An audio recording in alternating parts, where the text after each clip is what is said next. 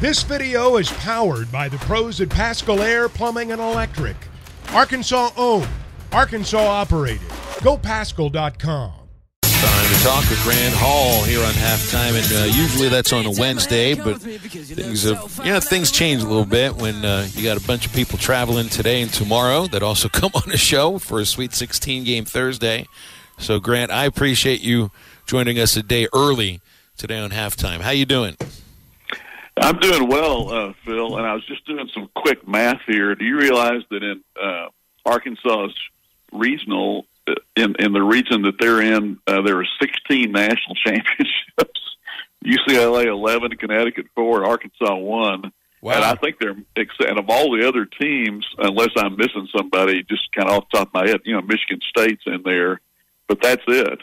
So this is like the legacy region that Arkansas is in. Pretty cool. Yeah, Kansas was in our. Yeah, that's you're right, man. That's wild. Well, UConn had the last one as far as any of these programs is concerned. Was that Jim Calhoun still, or was that a different coach? No, that was Calhoun.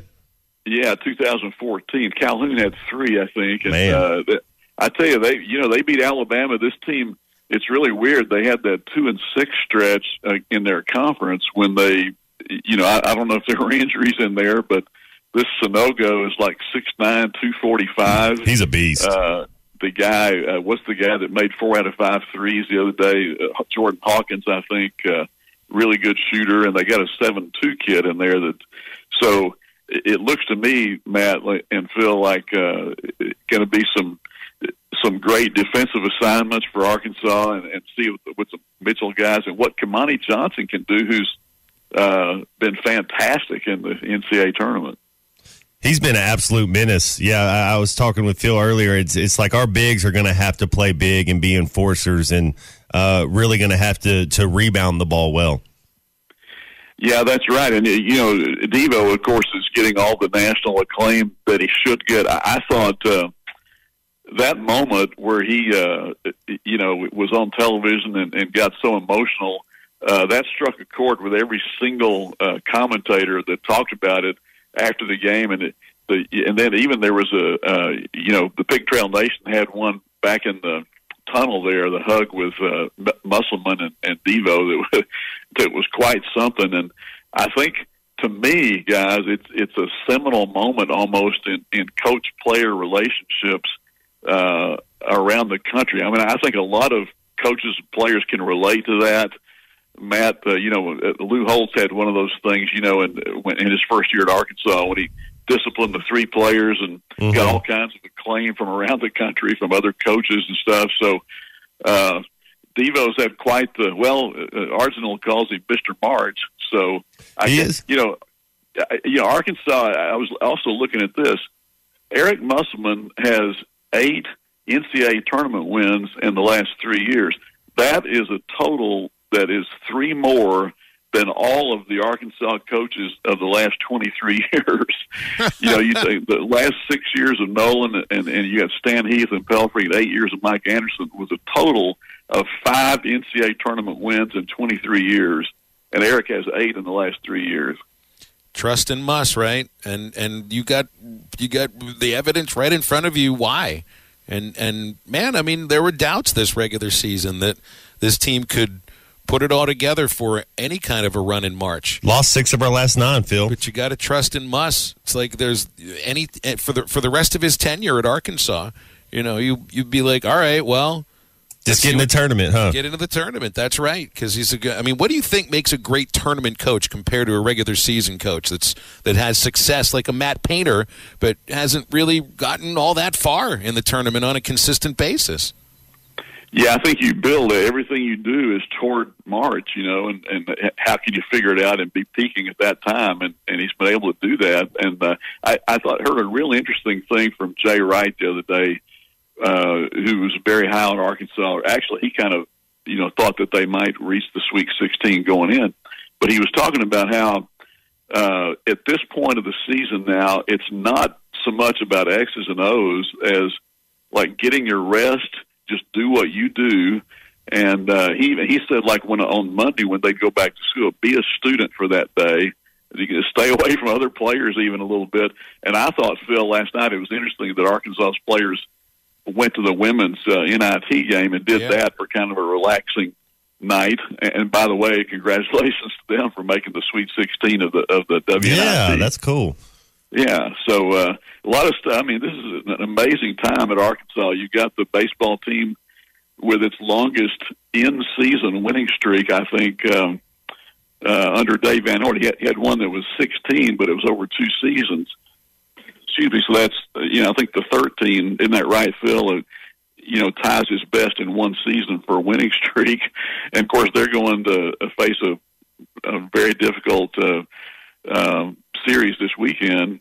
And the softball team, came back and did well and won 2 out of 3 against Alabama. So it's pretty cool. Track national championships. Taylor Moore wins a PGA event, gets a Masters invite. Man, it's salad days here on the Hill. You're right. Now, you brought up Taylor Moore to me the other day when I saw you over in the near the press area. It was a great setup, guys, because Grant, I think this was after the Sunday game, right, Grant? And he's usually in the press box, but he took a step outside to where there's the ladies who, check everybody that's coming up to the suites. There's a big TV there. And he just sat there in front of the television with no other media members around him to bother him to watch the game and work on whatever it was you were working on. That was a pro move, Grant. Well, it's kind of, you don't kind of know where to be this time of year. I went to about 22 NCAA tournaments, it's tough not going to them. And as you know, if you don't go to the first round, then you don't get to go to the other rounds unless you want to buy a ticket. Las Vegas this week, I heard last night, and you probably know this, but Taylor Swift on Thursday and Friday. And so all the hotels and the flights and stuff are kind of intense right now, trying to get out there. I was going to ask, Grant, if you are a Swiftie, but I know the answer to that. But let's talk about the baseball team for a moment here, because you've had your eyes on them too.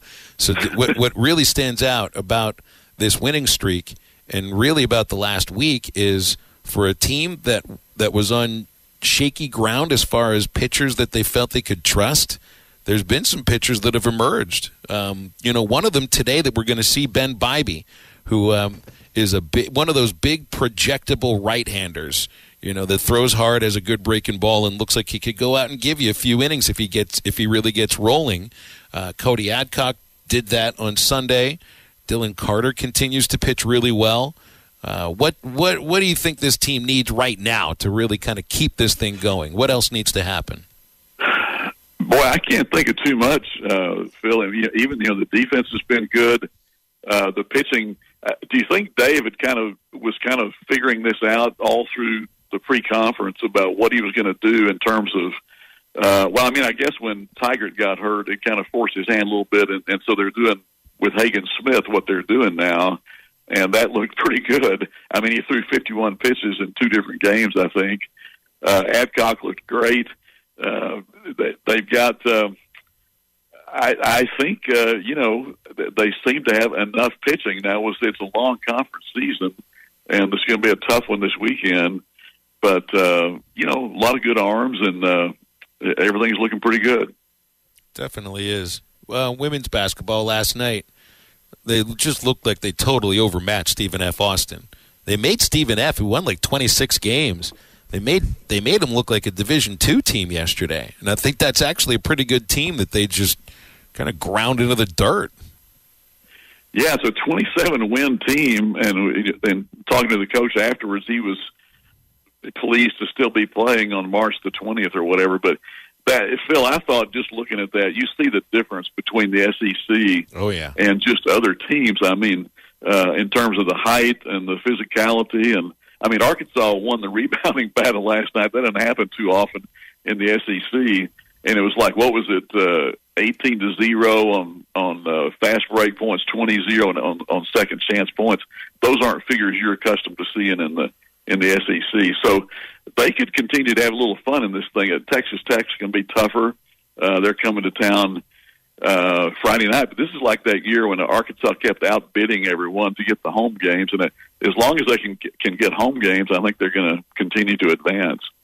It was a nice scene right next to me after the win yesterday when Mike Neighbors sits down to do the post-game interview, and Hunter Yurachek walked over to congratulate him, but also Mike looked up, and like, we went into that game thinking that if Arkansas won and Texas Tech won, that the Hogs would have to travel, that they would be going to Lubbock because they'd gotten over 5,000 to their first WNIT game, but Arkansas outbid them. Like, I think they put in an extra bid, and they got the home game. So it was nice to see. You could tell Mike was really thankful and grateful, and I think in his eyes too, it's good to see that. Obviously the men's team is playing in the Sweet 16. This is a big national spotlight, not just for the basketball program, but for the university and really the state as a whole. But if you're an athletics director, and obviously you're going out there for the games and with the team and everything, but you got other sports that have big things going on. So I think he felt really grateful for that. Yeah, Mike had mentioned the bullish, stance by the UA to get that game. And it dovetails nicely with the week. It's Friday night, and then, of course, the basketball team plays on Saturday. So everything's clicking pretty good right now. Did you hear that, Grant? Put Arkansas in the Elite Eight right there. Did you hear that? It'd be nice. It'd be nice. Would they get another home game? But I was asking Phil earlier, if they make the Final Four, they don't get to go to Madison Square Garden. No, it's not that. That's not that. It's only the men's NIT. That would be its campus sites. Yeah. But a tournament, it'd still be cool. Well, it's also like you say, Matt. You get a chance to hang a banner. Like, they have a WNIT championship banner up in the rafters. It's you get a chance to hang a banner. Man. I love it. Yeah. And Grant, it's like that tournament is so much like bowl games. Buy-in. Who's buying in? And you could tell from the start, the women's team has bought into the WNIT, and they just want to go and they want to keep playing. The men's NIT at one time was considered on a par, maybe, or even a little bit higher than the NCAA tournament. And I saw where St. John's has won 6 of them or something like that. In that story that Rick Pitino, 70 years young, getting a 6-year deal at St. John's. But that's the next thing I got to bring up to you here, Grant. Mike Anderson.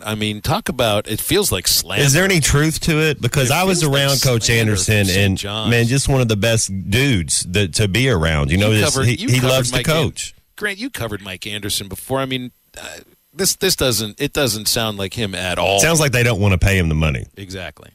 Yeah, it's $11 million at stake, I guess, and they say they're firing him for cause. What did they say the cause is? Because they didn't win very many games, but you can't fire him because of that. They were pointed. What I read was about it had something to do with the not providing an atmosphere for academic success, and apparently, like the assistant coaches, relationship with the assistant coaches or something like this. It's really from being around him a little bit, and from hearing you and plenty of other people around. When his boy TJ's there with him as an assistant coach, it doesn't make any sense at all. It doesn't sound like the man that people here know.